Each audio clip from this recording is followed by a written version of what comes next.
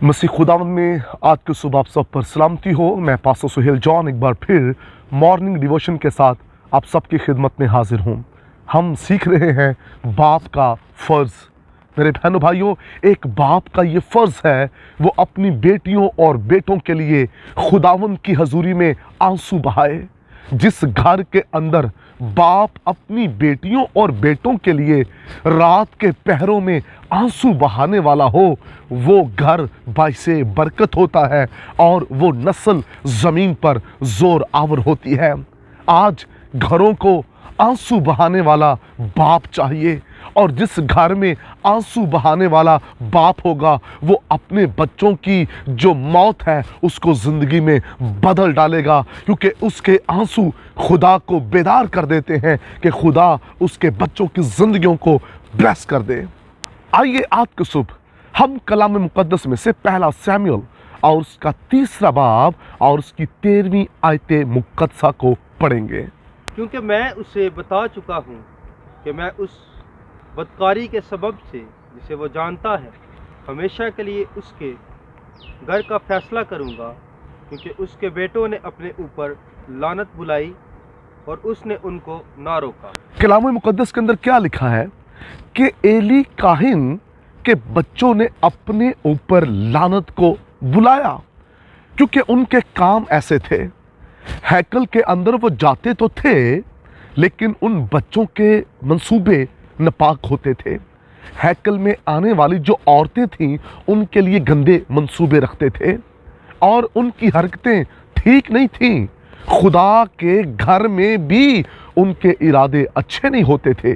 लेकिन गौर करने की बात यह है कि ये बच्चे काहिन के हैं, इनका बाप एक काहिन है, और लिखा है कि इन्होंने अपने ऊपर लानत बुलाई। और बाप ने क्या किया? बाप ने उस लानत को ना रोका।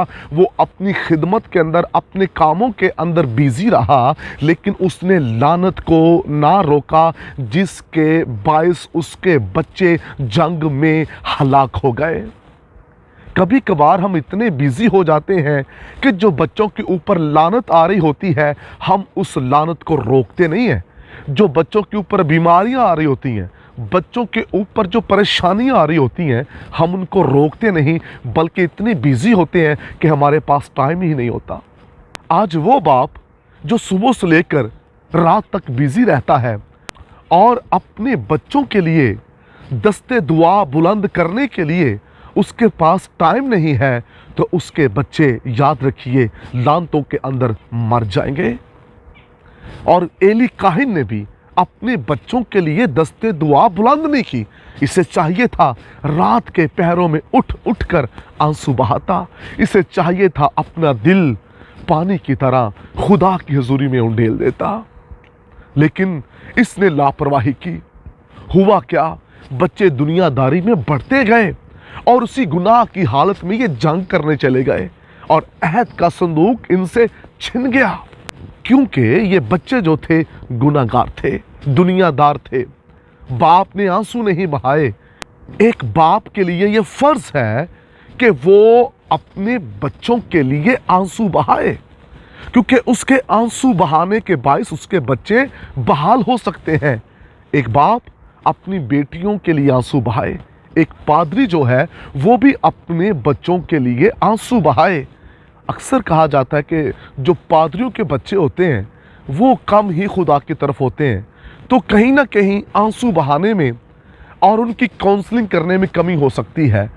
तो बेहतर ये है कि हम आंसू बहाएं और उनकी काउंसलिंग भी करें और उनकी अच्छी तरबियत करके उन्हें खुदावंद की हजूरी में बढ़ने का मौका दें।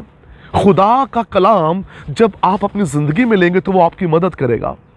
आज कुछ बाप अपने बच्चों को गालियां देते हैं, बुरा भला कहते हैं, लेकिन शायद वो उनके लिए आंसू नहीं बहाते। अगर वो उनके लिए आंसू बहाएं, उनके लिए शिफायत करें, उनके लिए दुआ करें, तो उनके बच्चे बेहतर हो सकते हैं। और कुछ लम्हात ऐसे भी होते हैं जहां बच्चे के लिए छड़ी इस्तेमाल करनी पड़ती है, गालियां नहीं, छड़ी। आप थोड़ी सख्ती कर सकते हैं अपने बच्चों को बेहतर करने के लिए। आइए आज सुबह अपने गिराने की फिक्र कीजिए। आज सुबह मैं उनसे बातचीत कर रहा हूं जो बाप हैं और उनसे भी जो बाप बनने को हैं।